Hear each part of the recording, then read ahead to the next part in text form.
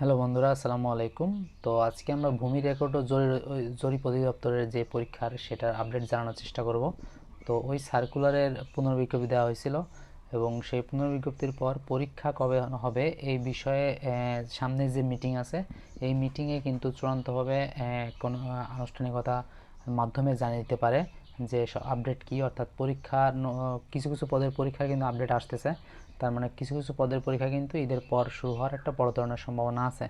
তো যারা ভূমি রেকর্ড ও জরিপ অধিদপ্তরে আবেদন করেছিলেন তারা মেন্টালি প্রিপারেশন নেন যে এই পরীক্ষাটা মূলত ঈদের পর থেকে আনুষ্ঠানিকভাবে পর্যায়ক্রমে কয়েকটা পদ দিয়ে আস্তে আস্তে শুরু হওয়ার একটা বড় ধরনের সম্ভাবনা আছে।